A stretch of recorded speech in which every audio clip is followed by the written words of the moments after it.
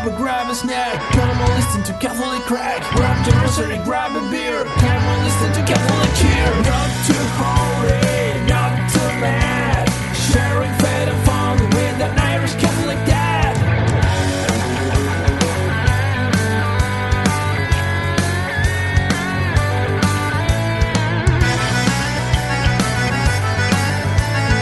It's the Holly Joe Show.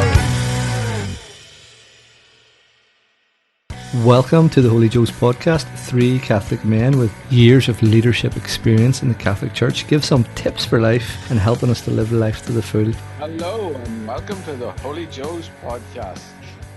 Grab a cuppa, grab a drink, sit back, relax and enjoy the show. Well lads, interesting week it has been. How are we all doing? We're fine, Matthew. How are you? I'm good. All good. So I thought that you were going to say you didn't like Matthew railroading your introduction there. No, I think it'll be dead on now. I'll kind of, we'll edit it out sure later on and kind of put in a good one. But what about you, Dermot? How's things with you as well? Lads, yeah, I can't believe this is the 10th show that we're doing. Things are good. Things are good with me. Just reflecting on how things have been going, and yeah, it's been good. Things are still safe, healthy. Obviously, the lockdown restrictions have eased a little bit, but still very important to take precautions. So, Mass is back in action, which has been good for us all. What about you, man? Did you just get an opportunity to go to Mass, or how was your week? I don't think Joe's bothering now when he's not exclusively the only one in the county getting Holy Communion. I've heard that he skipped Mass and isn't really that interested anymore. But yeah, I've been going during the week, and then Una goes at the weekend. Don't really want to bring the whole family yet, because the baby's only a year and a half, so it's not really an appropriate time for her. So Una goes on Sunday and I go during the week, and one of the children comes with me each day, and they have the exciting job of ringing the bell, which they absolutely love. Wow, that's cool. Yeah, and yeah, it's just interesting again, you know, how the wee small thing and the wee involvement just perks the enthusiasm, and 100%. Like there was good. we man in our parish tonight now, Michael, and I'd say he's about 65, 70. His wife's very sick at home, but I asked him the other day about to help out at the car park. No, we have car park Mass to kind of being a steward and moving people in, but he's in his element, having a job and a role, and he's loving just being active in the parish. So even if it's ringing a bell or welcoming someone, just being involved as an active member of the parish is really good. And yeah, so I am a bit jealous that you're all getting communion again now, because I'm not in the VIP club, and yeah, and I'm enjoying being in the back seat more because we're having car park Mass and I can just sit back and relax and enjoy Mass. But yeah, Dermot, 10 episodes in, like what is the crack? Like how did we end up here? I'm just trying to think about that, Joe. I think we ended up here. We all are men. We've all shared a few similar thoughts, feelings. We've maybe talked openly about our faith, our feelings, a lot more mental health in recent times, in recent years. And yeah, we're all friends, and we've had a bit of chat about this over this past while. But thinking back to this is about like 3 months ago. We just joined in on a Zoom call to catch up on each other and how things are going with all three of us. And 10 minutes in that Zoom call, I think, Joe, you helped with the initiation of this and just said, right, lads, let's start a podcast. And from there, we are now 10 episodes in. And yeah, there's been a lot's happened in those 3-4 months as well, man. What's your reviews and thoughts over these crazy times and starting a podcast? I'm just going to rewind back a bit because I want to pick up on something there that Joe was talking and just talking about the involvement, and I'm just reflecting in my own head.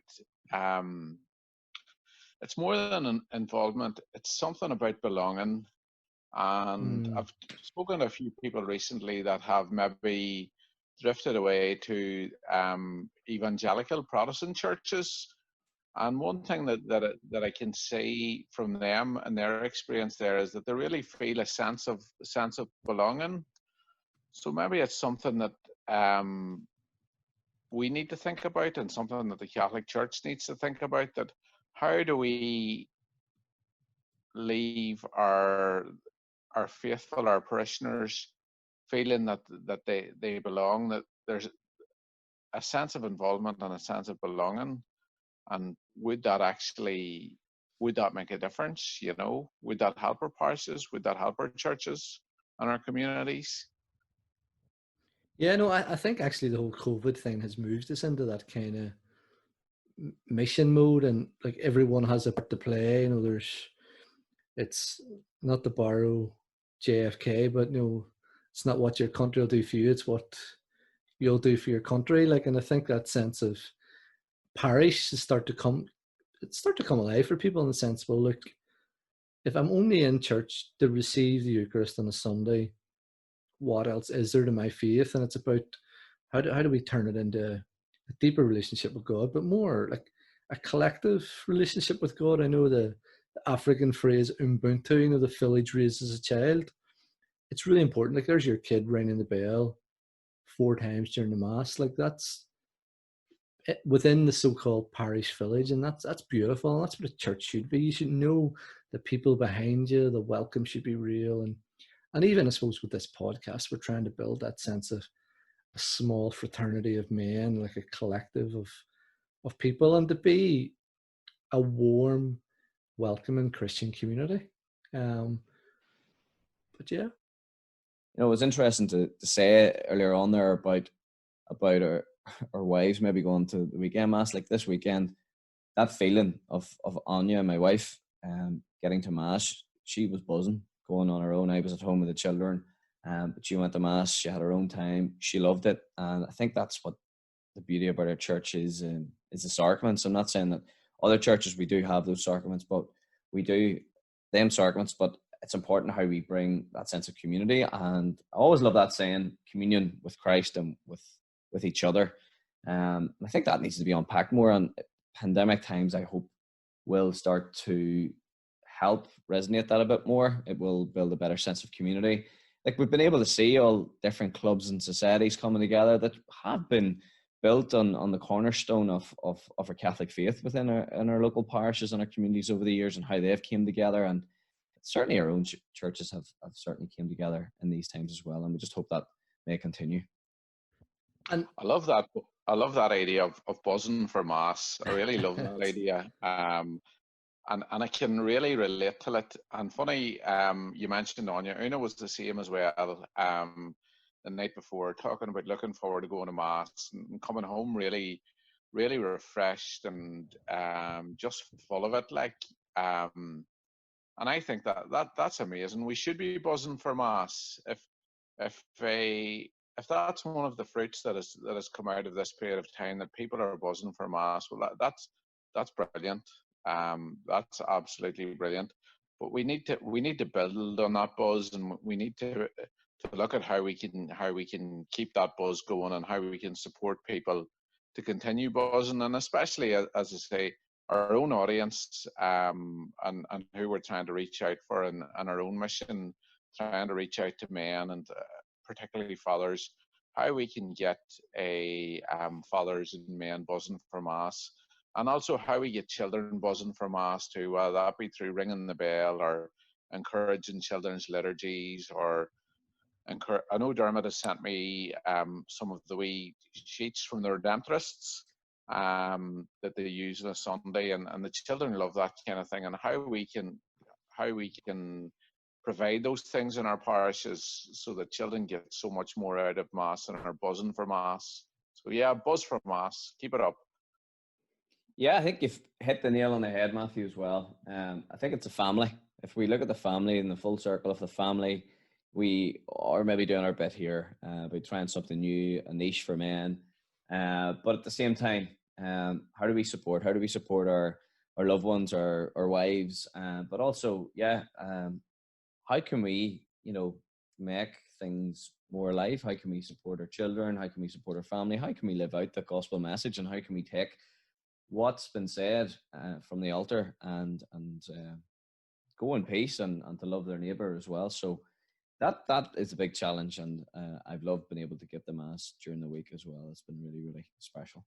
Well, I love what you're saying about the whole idea of buzzing for mass, buzzing for Jesus, and even not taking it to the secular world, but I've seen pictures of Belfast and Dublin over the weekend with the pubs open, and young people and adults are sitting around. The church for the people that don't go to mass it is in the streets, it's outside in the pub, and they're loving kind of seeing each other again and being around. Like, I know some of it was a bit crazy and dollally, but they're buzzing for each other. And I know we're putting a different spin on it by talking about buzzing for family and buzzing for Jesus. And there's something that they're missing out on that we have, and we want to spread the good news and tell them about the love of God, the love God has for them, and it is beautiful. And the buzz that we have for Jesus, the buzz we have for church, is something that's hard to explain, and the only way we can explain it at times is maybe by our smile, the joy we have, and by our witness.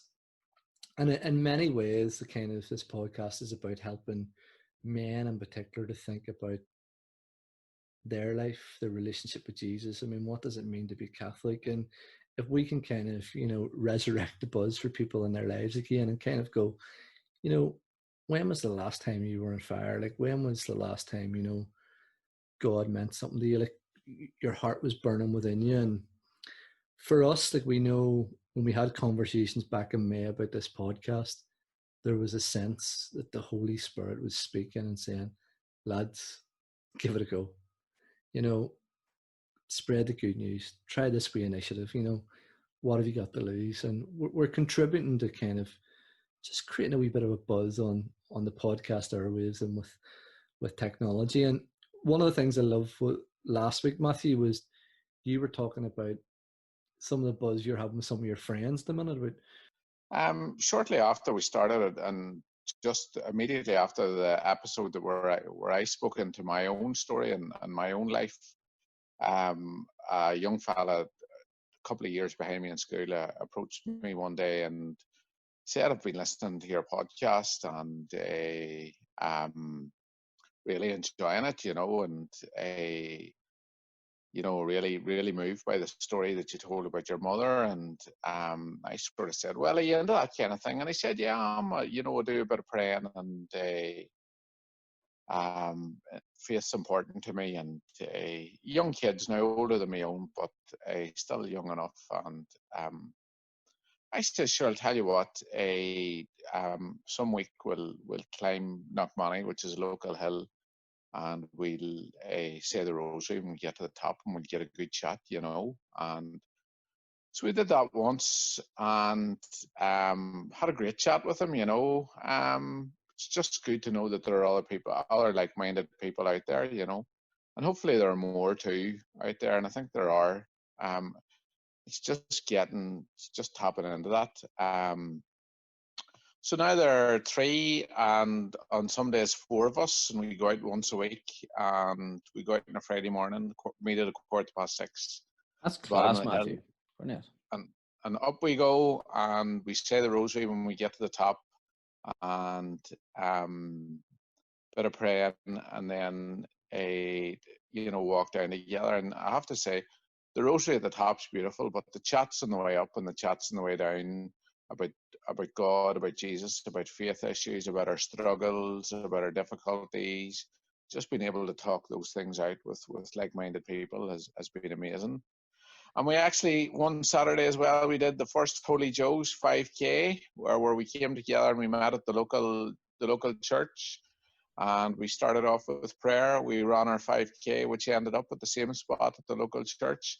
We finished off with a bit of prayer and went down to the local supermarket at 7 o'clock in the morning when it had just opened, and bought a few coffees to take out and sat in the summer seat, socially distant, just down the road a bit. So yeah, that's been good.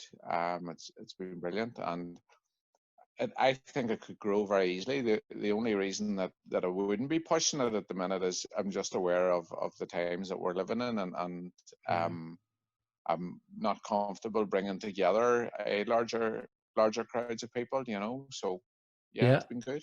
And I So think, sorry, go ahead, Dermot. Stay tuned. We're potentially have Holy Joe pilgrimages coming up and Holy Joe Fitness 5K is coming up, Matthew. Yeah, I think that. Yeah, and I think what you said, Matthew, kind of epitomizes what we're about. It's not just the rosary at the top. It's them conversations along the way, and I think that's what we're trying to do, is to have conversations that are a bit of crack, a bit of banter, but also trying to weave in the gentle stuff that is meaningful to men. And actually, we read the papers about men struggling with mental health, men struggling with life, and if we can create a space for men to talk about what's important, it's great. And to keep healthy physically as well as spiritually, great, super stuff. Yeah. Somebody said to me recently that I have a very robust mind.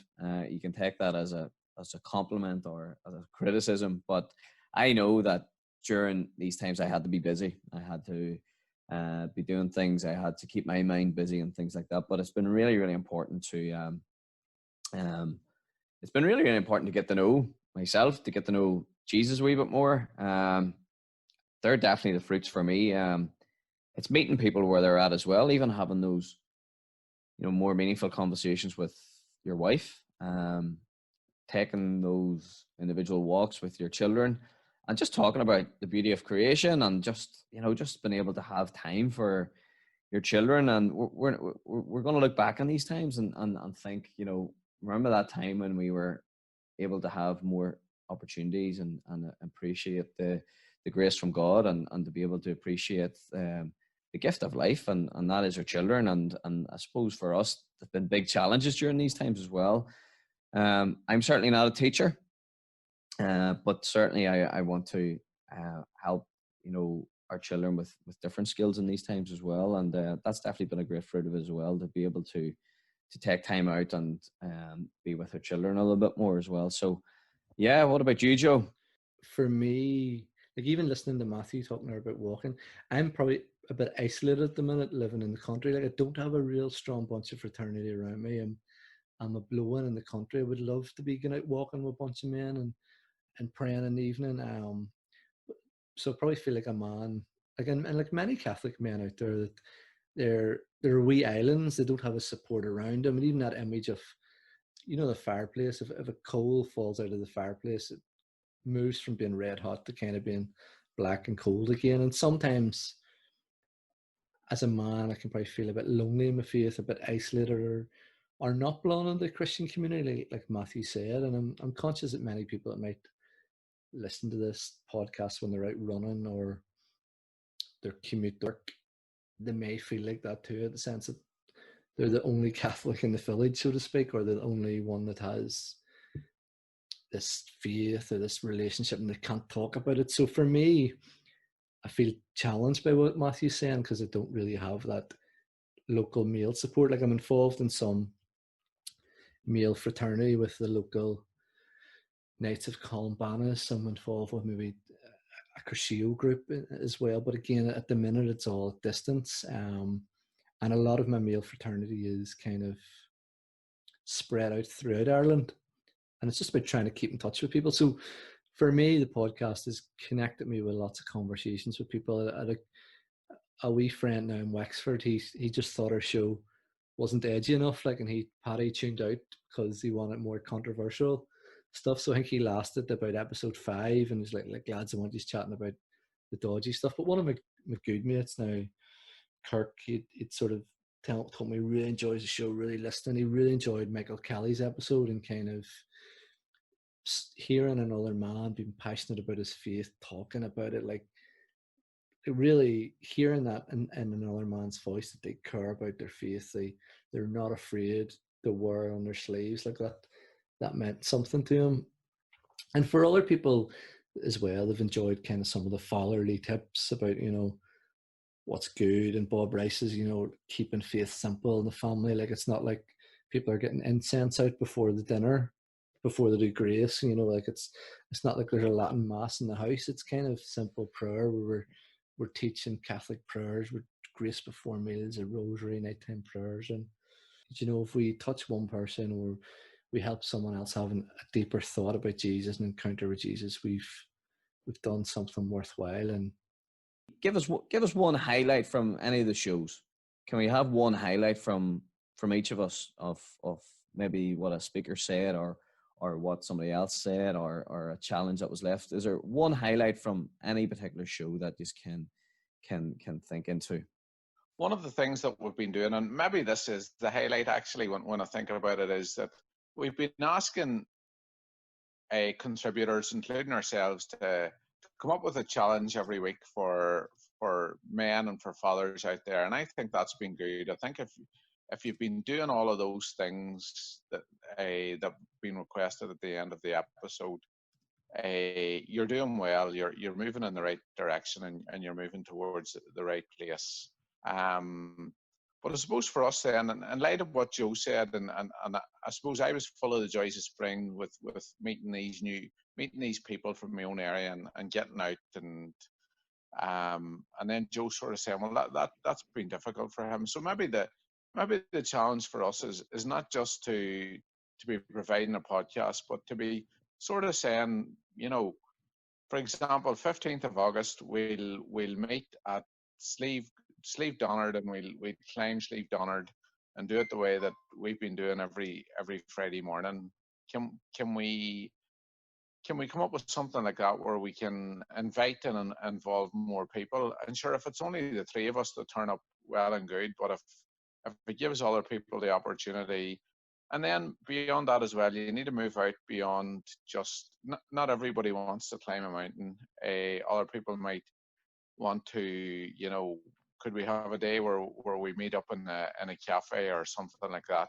I know that's probably not possible at the minute, but bring those challenges to a new level, and as well as being in people's ears when they're running or when they're sitting in their living room, that we can bring men together and we can offer some sort of a fraternity for them. And even our female listeners too would be very welcome to either of those things. What do you think, lads? So is that the challenge, Matthew? Is that the official 15th of August? Are we putting it out there? 15th of August, a very special feast day. Are we putting it out there? What do you reckon, Joe? No, I'll definitely be up for that now. I think it is like we'll see who we get. If it's the three of us, great. But I think it's a nice starter, and I agree with Matthew. The idea of the challenges have been good. This is a slow burner. Like this is a gentle introduction to Jesus, and a gentle introduction to men being confident to talk about their faith in public and in their family, and to pray more. And for me, the highlight actually has been, like, I know I've been involved in several lay movements over the last 20 years, and sharing my testimony and my witness with the Cursillo movement, with Charismatic Renewal, with the Search program, and just different churches. I've done it a lot, but to hear you two sharing your testimony, I know Matthew didn't like that word. Oh, I don't like that testimony word, Joe. But sharing your witness for Christ was quite important. And I know Matthew talked about female listeners, but I know of one female listener that was crying when she heard the way you talked about your mother and your mother celebrating your birthday. And Dermot as well, of a friend who was really moved by just you talking about Micah. It connected with me. So the story has been important, and we're trying to have stories that someone else thinks, I know that, I can empathize, I can relate to that. And I do want to honor you for your own story, because they have been moving and they have touched people, and that's a highlight for me. And also, just to finish, the wee prayers we have before we start and at the end of the show are important too. So it's about us practicing what we preach as well.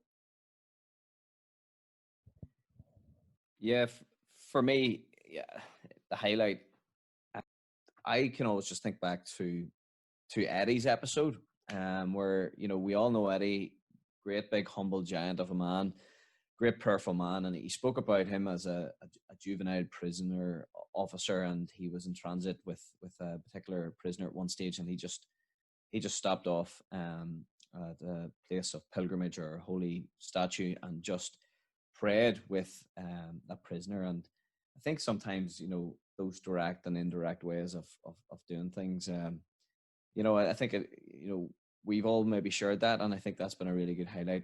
Eddie and ourselves been able to share and to be to be open about talking in those things. And we're obviously getting to know how to do this a little bit better. And not saying each episode's easier. We do face challenges each and every week, and sometimes we may not be up for this challenge to do this podcast. But like you said, Joe, it's been important that we've brought prayer to that. We've also brought maybe some of our worries, concerns, and some of the things that we're carrying as well. And we've offered them up before we've entered into this podcast. So we're in this, and hopefully we're in this for the next 10 episodes as well. So God sparing.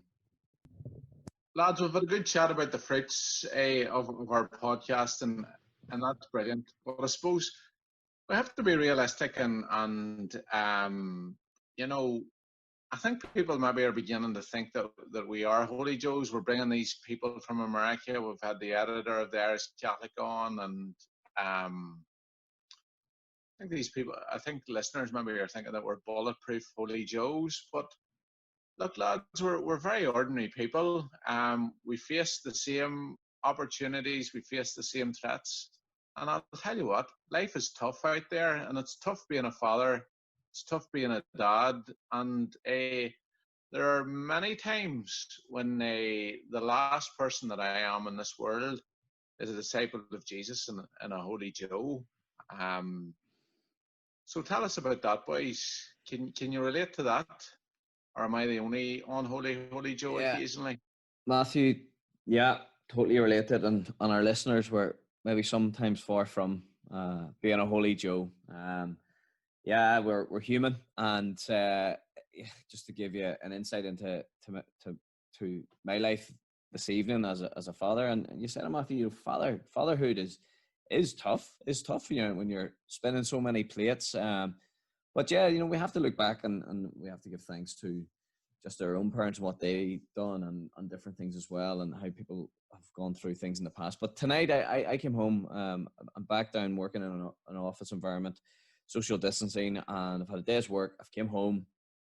Thankfully, I know my wife is at home with 3 children and our newborn baby as well. So, you know, she sent me a picture of her preparing dinner earlier on today with the child, you know, strapped up, you know, and she's preparing dinner. But we came home, nice dinner, and kids, got a wee bit of ice cream after, and they're all excited because they're going on a wee bit of a holiday later on at the end of the week. And Grace, who's 4 in my house, is 4 always.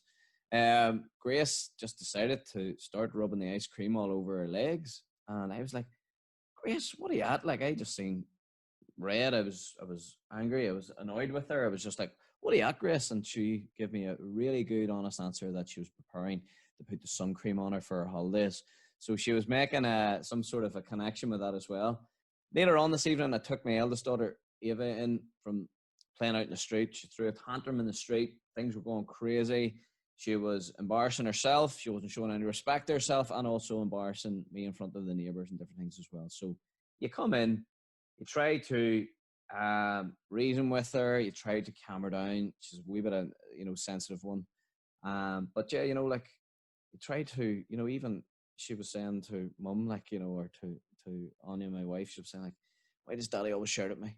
You know, I don't normally shout at her, but I was just a wee bit annoyed with her the night. But I just knew sometimes it's always important before bedtime that we bring a bit of calmness to the house as well. And I was able to read a wee book, which isn't a Holy Joe book, but what it does is it tells a story about Ava and about love and the things that we love about Ava, and the things that even in times of anger and times of joy and times of just things that we don't like about Ava, we still love her. And that was something really, really good that we were able just to bring a wee bit of peace at the end of the day and before evening prayers, which it's what we try to do each night with our children, say a few evening prayers as well. So nothing complicated about it. We do have real life scenarios, and as fathers, we know all about those tantrums, and it's tough, but it's a great joy. It's a great joy as well.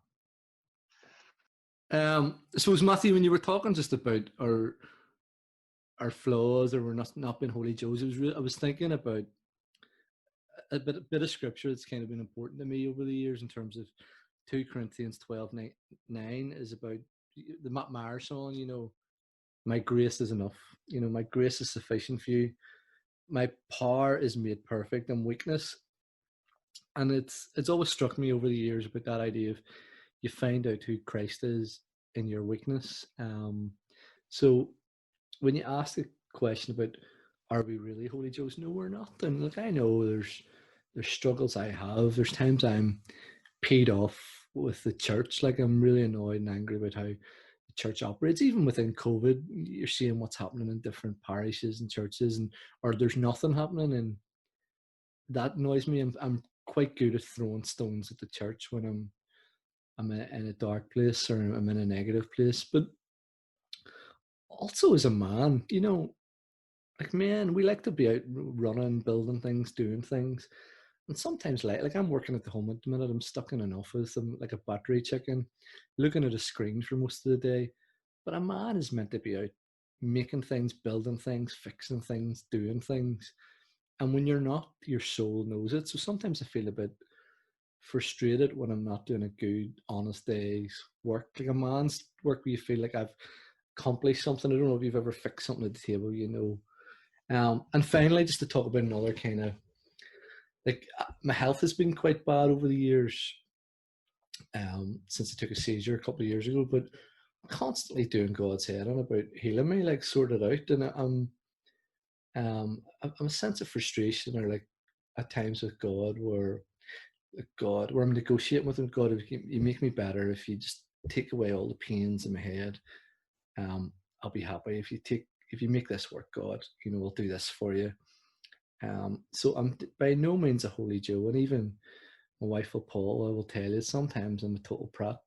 But the good thing is, I get up again, I say sorry, I publicly ask like forgiveness, and we do sorriness. Sorry is one of the things we're good at in this house, in the sense it's my son Lorcan, who's got autism, you know, he uses the Macathon, which is a wee circular movement on the chest to say sorry, but we also copy that, and we say, if I annoy Paula, or I say sorry to her. I want our children to know about forgiveness. And yeah, I'll maybe come back to thinking, like, what are some of my strengths, because I know I've focused on some of my flaws, but I'm not a holy Joe. And I know even in this show I've probably edited out a few expletives at times. And well, a funny story, one of my brother-in-laws, I went out to play golf with him once, and he said to his mate, like, don't be swearing in front of Joe. Joe's a good living fella. Like, I mean, don't be swearing against. And I went out, first round of golf.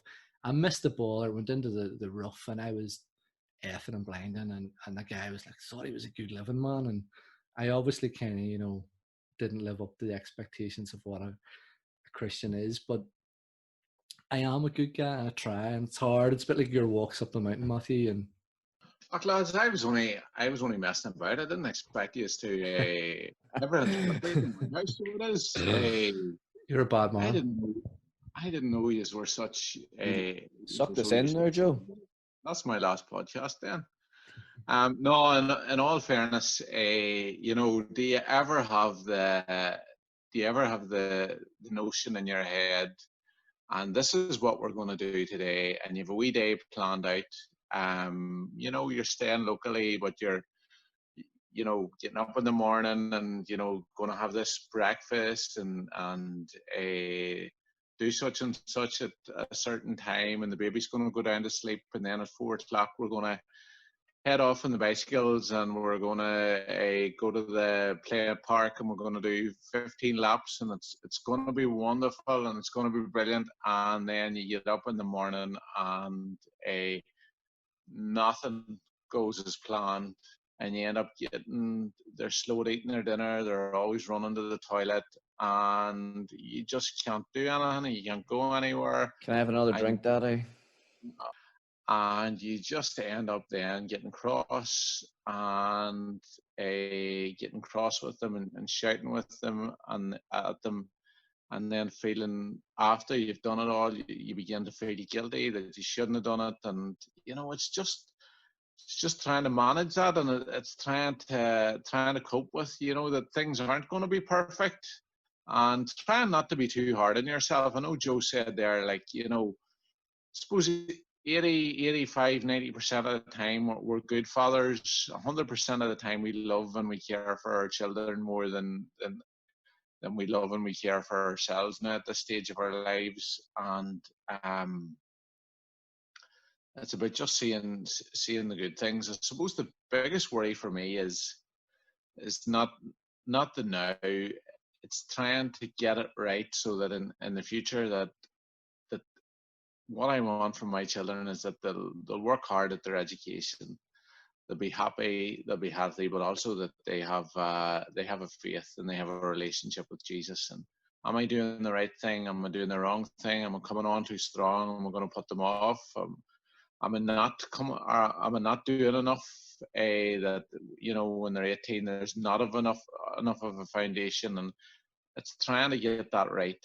And for me is the battle, and I'm sure there's so many out there like that. Like, I can imagine when your children get to teenage years, and when bringing them to morning mass and ringing the bell isn't an attractive proposal anymore, or bringing them to morning mass and getting them an ice cream isn't an attractive proposal anymore. You must just really begin.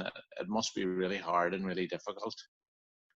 We want to make sure that we're protecting our children, but ultimately we're about saving their souls. We want them to be pointed in the direction of heaven. We want to make sure that, like teaching a kid how to ride a bike, when the stabilizers are starting to wobble, you want to make sure you're going in the right direction. And it's not easy. But before we finish, what he's good at, guys. I mean, it's hard.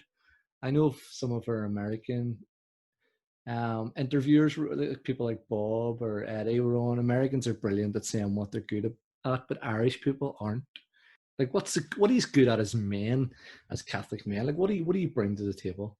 Whatever we can do as men on this earthly planet, I think what we can do well, and I'm trying my best to do well, is certainly be a role model. And if that's, Matthew, you were talking about your plan there, and not going to plan, you're looking to do things as a family, you're looking to go and do things. And certainly I'm getting visions here of Mr. Matthew McFadden as the new Mr. Motivator. Joe, I don't know about you, but we're hearing about all these great rock climbing and hikes and cycling. Freaks me out. Hopefully we'll get a video of him doing Mr. Motivator video soon. But but for me, I what I'm good at is sometimes we have to be selfish. This is why this time during pandemic, I've seen it as more of an attitude adjustment. I think I've went through a lot of, we'll say the word crap. We'll not use the S word, but I think I've went through a lot of things in recent times. So being selfish, finding that thing that gives you that endorphins rush. If that's an early morning run or hike, it sets you up for the rest of the day. Even if all the rest of the things fail, it sets me in a good mind space. It sets me in a good space for my family. So it's an investment to me. I see that. That's what I'm good at. And sometimes we don't say that. I think it's important to bring a selfish point across, that you have to be good yourself first and foremost.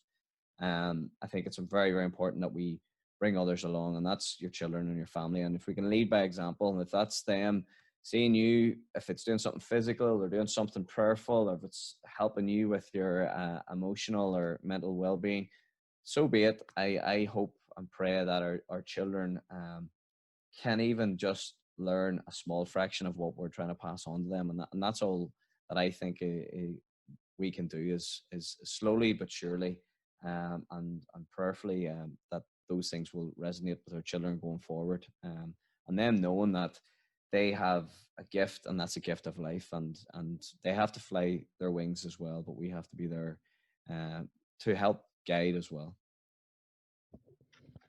Yeah, I suppose I'm thinking along sort of similar lines, and looking back and funny conversations that I've had recently with people and trying to. Someone was critical of me, of being critical of myself, and I took notice of them and reflected on what they had to say. I think I'm good at evangelizing people. I haven't learned to use words yet. I want to learn to use words to evangelize people, but I think I'm okay with the whole St. Francis idea of spread the gospel and, if necessary, use words. And I think that's me. I think I bring people with me, take people with me. I challenge them. I think that's good, but I think that's who I am in this scenario.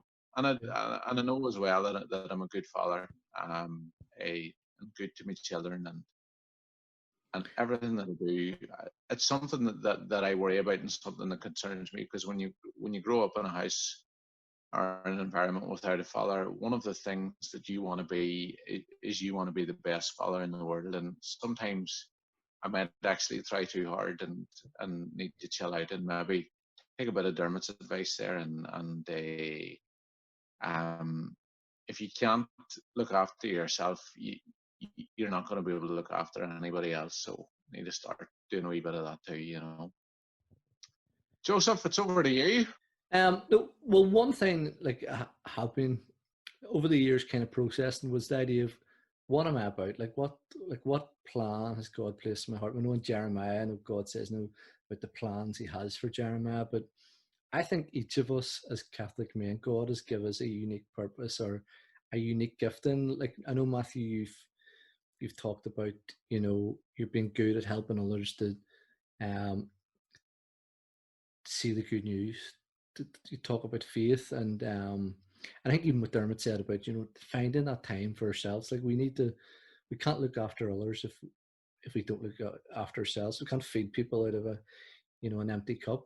For me, at my core, I'm about, I suppose I'm about encouragement.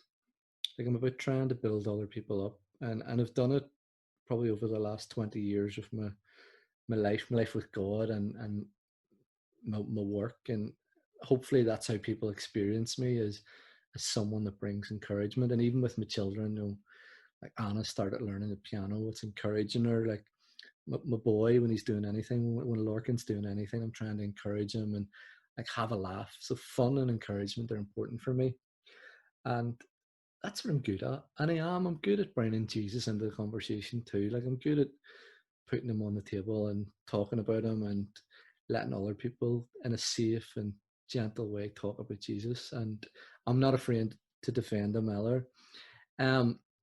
But maybe that's the thing I would love to end on tonight as a challenge for people is,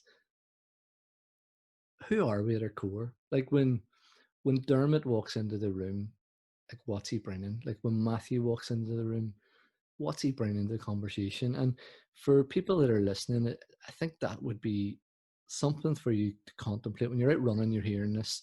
The challenge this week is about, who are you? Like what are you bringing to the table? Like what has God placed in your heart? What strength or what gifting has He give you that He's given no one else? And just take a moment with it and just contemplate, like, what am I about in the world?